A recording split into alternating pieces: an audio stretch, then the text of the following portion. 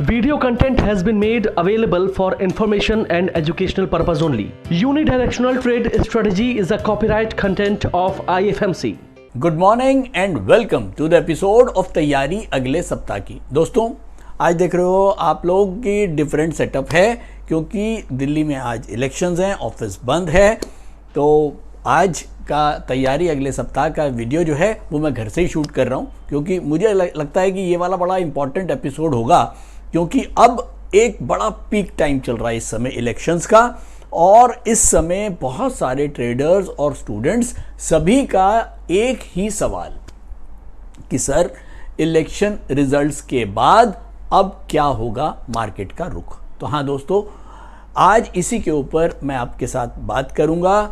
बहुत सारे स्टूडेंट्स अब ये पूछ रहे हैं कि सर इस समय क्या करना चाहिए, कॉल्स लेनी चाहिए ऑप्शंस के अंदर या पुट्स लेनी चाहिए, ये महंगी कॉल लेनी चाहिए या सस्ती कॉल लेनी चाहिए, बाजार तेज होगा या बाजार गिरेगा, तो कौन सी स्ट्रैटेजी लगानी चाहिए। हालांकि मैं ऑप्शन स्ट्रैटेजी यहाँ पढ़ाने वाला नहीं हूँ, लेकिन अगर मैं ओवरऑल बात करूँ तो ज़्यादातर लोगों को केवल ये समझना है कि अब अगर मार्केट में जो भी इलेक्शन के रिजल्ट्स आएंगे उसका क्या इम्पैक्ट स्टॉक मार्केट के ऊपर आएगा। तो दोस्तों, पहले हम इस चीज़ को थोड़ा सा जरा समझ लेते हैं बहुत सिंपल वे में। इस समय मार्केट के 3 फेज चल रहे हैं। पहला फेज क्या होगा कि अगर रिजल्ट आते हैं और बीजेपी के पास फुल मेजॉरिटी आ जाती है तो एक फेज वो होगा कि बीजेपी अलोन के पास पूरी मेजॉरिटी। दूसरा फेज होगा कि बीजेपी के पास अकेले पूरी मेजॉरिटी नहीं आती है लेकिन एनडीए के साथ मिलके उनकी एक अच्छी खासी पूरी मेजॉरिटी बनती है। और तीसरा फेज होगा कि हंग पार्लियामेंट और या फिर इंडिया की जो गवर्नमेंट है या इंडिया जो है वो पूरे जो इनके बहुत सारी पार्टीज मिलके जो इंडिया है वो 270 से ऊपर अगर मैंडेट लेने में कामयाब हो जाए। तो बेसिकली ये 3 फेज मार्केट में हैं और मार्केट, स्टॉक मार्केट इन तीनों फेज को ही अलग अलग तरीके से रिएक्ट करेगा। पहला फेज लेते हैं कि अगर बीजेपी फुल मैंडेट के साथ आती है तो उस केस में बिल्कुल स्पष्ट सी बात है कि बाजार एक अच्छी मूड में है और एक अच्छी तेजी दिखाने के बिल्कुल उस पे रहेगा और एक रैली हमको देखने को मिल सकती है।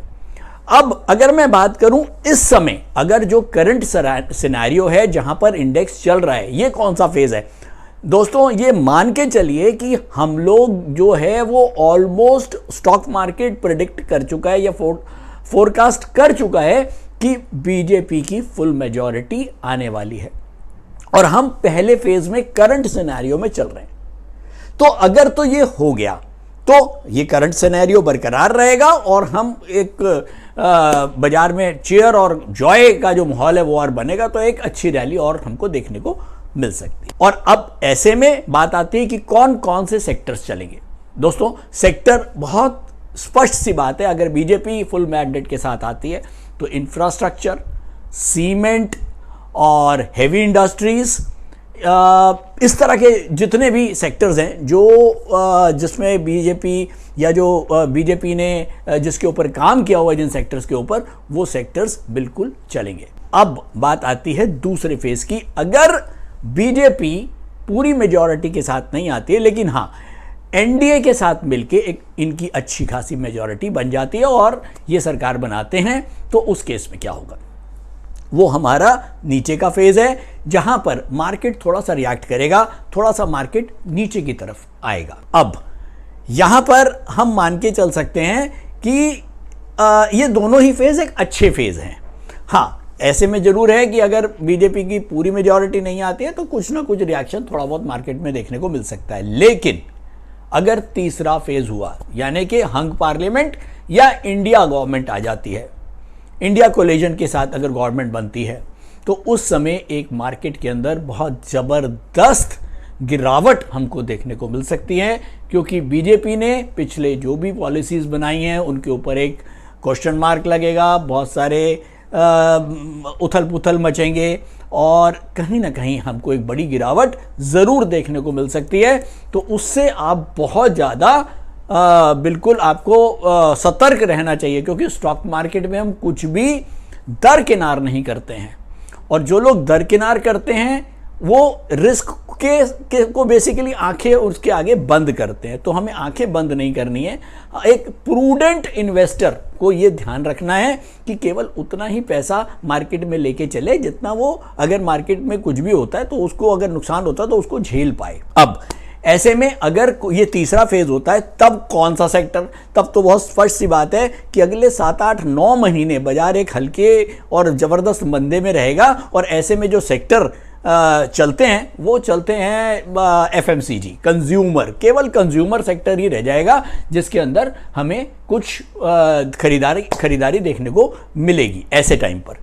अब ये तो मान के चलिए कि ये जितने भी फेजेस हैं इलेक्शंस के, ये short term to medium term होते हैं। अब समझने की बात समझिए, मार्केट ऊपर भी जाएगा, मार्केट नीचे भी जाएगा, लेकिन अगर ऐसे सिनेरियो में कुछ बहुत ही रिवर्स हो जाता है और मार्केट कहीं जोर से नीचे की तरफ आता है तो हमको एक प्रूडेंट इन्वेस्टर को क्या करना चाहिए। ट्रेडर को तो खैर अभी बिल्कुल थोड़ा सा आउट रहना चाहिए, क्योंकि इतनी जब कोई बड़ा इवेंट होता है उस समय ट्रेडर्स को थोड़ा सा अपने आप को आउट कर लेना चाहिए, हिल स्टेशन वगैरह पे घूमने चले जाना चाहिए। लेकिन इसका उल्टा ही मुझे देखने को मिलता है कि ट्रेडर इस समय बहुत एक्टिव हो जाता है। उनको लगता है कि एक ही उसके ऊपर कॉल भी ले लो, पुट भी ले लो और मार्केट एक तरफ जाएगी तो हमारे पैसे बन जाएंगे। कुछ नहीं होगा, क्योंकि ये मार्केट बहुत सियानी है, ये सबको पैसे ऐसे देने वाली नहीं है। हाँ, मैं इन्वेस्टर की बात कर रहा हूँ। बॉटम फिशिंग, बॉटम फिशिंग का मतलब यह है कि जब भी मार्केट जबरदस्त गिरावट पे आती है, अच्छे सेक्टर्स, ओके, अच्छे स्टॉक्स, फंडामेंटल स्टॉक्स, उनकी लिस्ट बना के रखें। और कहीं पैनिक बचता है, कुछ एकदम लगता है कि मार्केट बिल्कुल नीचे की तरफ है, तो उस समय कुछ अच्छे अच्छे स्टॉक्स आप बॉटम फिशिंग कर सकते हैं लॉन्ग टर्म के लिए। क्योंकि होता क्या है, जैसे अगर मैं कहता हूं रिवर्स हो गया और हंग पार्लियामेंट होगी, अल्टीमेटली कोई तो गवर्नमेंट बनेगी, कैसे तो बनेगी, देश तो चलना ही है। लेकिन जैसे जैसे टाइम निकलता है, 7, 8, 9 महीने, 10 महीने, जैसे पॉलिसीज आती हैं और उसके बाद मार्केट धीरे धीरे फिर अपनी रॉ में चला जाता, तो ऐसा कोई बड़ी घबराहट लॉन्ग टर्म के बेसिस पे नहीं होती है। तो ये तो रहा इलेक्शन के साथ स्टॉक मार्केट का आउटकम। अब हम बात कर लेते हैं तैयारी अगले सप्ताह की। तो दोस्तों, लास्ट वीक के मैं सीधा चार्ट्स पे चलता हूं। तो मैं आ गया हूं डेली चार्ट्स के ऊपर, और डेली चार्ट्स में आपको ये नजर आ रहा है, ये वाली कैंडल थी हमारी मंडे की, ट्यूसडे, वेडनेसडे, थर्सडे और फ्राइडे। हमारे पास मंथली जो सपोर्ट है वो 22,455, डेली का सपोर्ट था 22,440 और वीकली का एक रेजिस्टेंस था 22,561, जिसके ऊपर मैंने कहा था आपको वेट करना है। और इंट्राडे ट्रेडर और शॉर्ट पोजिशनल ट्रेडर केवल जब ही एंटर करेंगे अगर ये 22,561 के ऊपर मार्केट निकलता है। तो हमने देखा मंडे और ट्यूसडे को ऐसा नहीं हो पाया, लेकिन वेडनेसडे को मार्केट इसके ऊपर ही ओपन हुई और इसके ऊपर ही क्लोज हो गई। तो यहां पर हमारा शॉर्ट पोजिशनल ट्रेडर एंटर हो गया।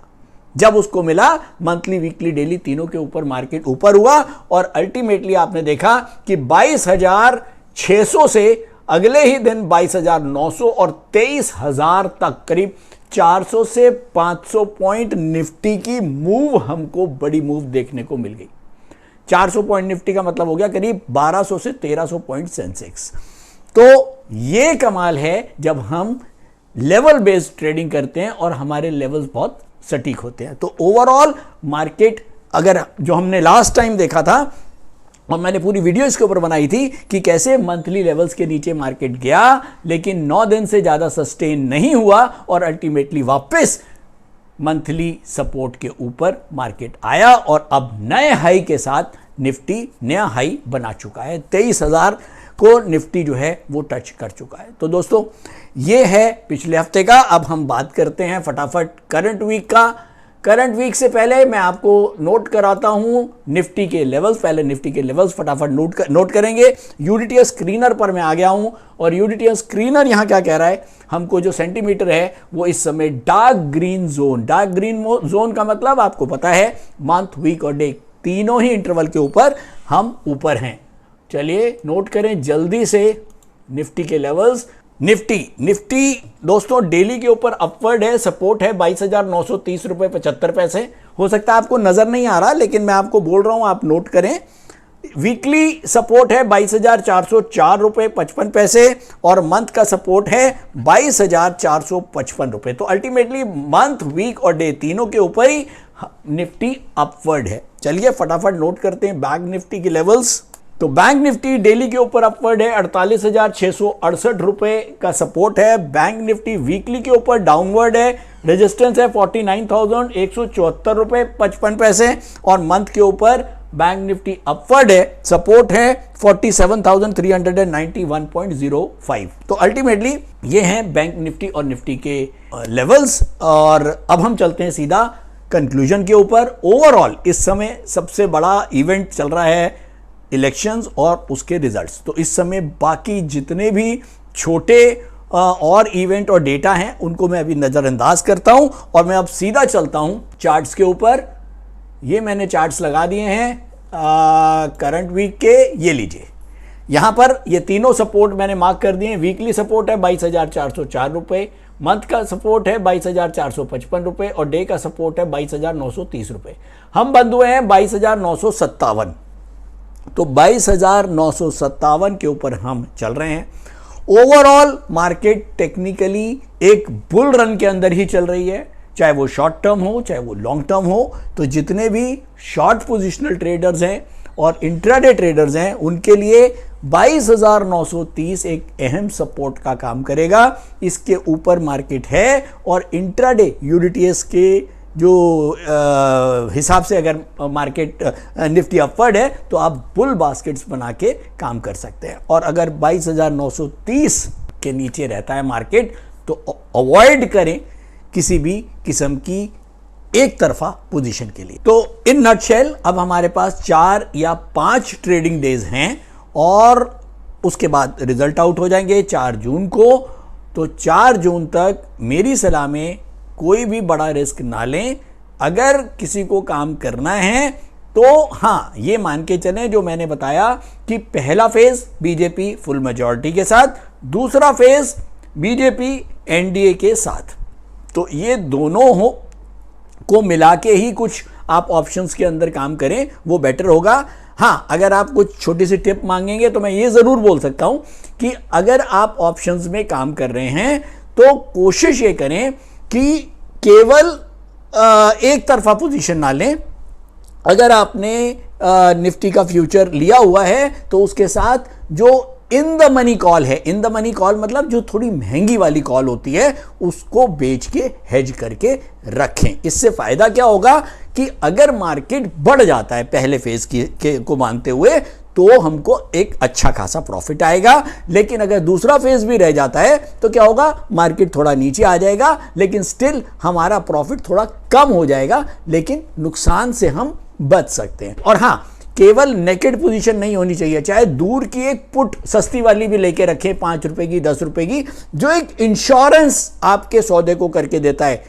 तो ये इंश्योरेंस बहुत ज़रूरी है। आप 500, 600, 800 पॉइंट कमाएं कोई दिक्कत नहीं है, लेकिन अगर आप 500-600 पॉइंट कमाने के लिए बैठे हैं तो कम से कम 10, 20, 40 पॉइंट का इंश्योरेंस नीचे की पुट खरीद के ज़रूर रखें। तो ओपन बिल्कुल खुला सौदा जो है वो मार्केट के अंदर नहीं छोड़ना है, हेज ज़रूर करके रखें। अगर आपने फ्यूचर लिया है उसके साथ आप इन द मनी कॉल बेच रहे हैं तो आप एक थोड़ी सी नीचे की पुट जो है, जो बहुत महंगे दाम की ना हो, वो ज़रूर लें ताकि आपका सौदा सेफ रहे। कल को कुछ भी बात हो जाए तो आप ये कहेंगे यार ठीक है, मुझे कोई प्रॉब्लम नहीं है, ठीक है थोड़ा मोटा नुकसान होएगा, वो आपको पता है, आपने उसको कैलकुलेट कर रखा है। तो थैंक यू दोस्तों, आज के लिए इतना ही। उम्मीद करता हूँ इलेक्शन के रिजल्ट्स हम सब के लिए, स्टॉक मार्केट के लिए बहुत फेवरेबल आए और अगले हफ्ते जब हम आपके साथ मिलें तो निफ्टी की नई ऊंचाइयों के साथ मिलें। Thank you so much. Thank you.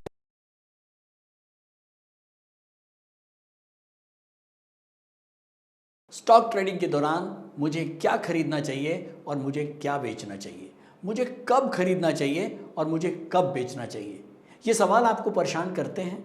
तो चलिए सिंप्लीफाई करते हैं स्टॉक ट्रेडिंग को और निकालना सीखते हैं वो एक्यूरेट पॉइंट्स जहां हमें स्टॉक को बाय या सेल करना है। मेरे यानी मनीष तनेजा के साथ IFMC की यूनिटीएस स्ट्रैटेजी से। यूनिटीएस यानी यूनिडायरेक्शनल ट्रेड स्ट्रैटेजीज, जो है हर स्टॉक ट्रेडर की पहली पसंद, जो बनाती है स्टॉक ट्रेडिंग को सिंपल, एक्यूरेट और स्ट्रेस फ्री। यूनिटीएस स्ट्रैटेजीज सभी इंटरवल्स पे काम करती है, चाहे वो इंट्राडे हो, पोजिशनल हो या लॉन्ग पोजिशनल हो। मेरे 26 सालों के एक्सपीरियंस और एक्सपर्टीज का निचोड़ है यूनिटीएस। IFMC की लोकप्रियता का राज है उसकी copyright strategies, and IFMC is unchallenged leader in stock market education. IFMC is now a school of 10 million learners, awarded twice by Delhi City Icon Awards. So let's begin UDTS online course by IFMC.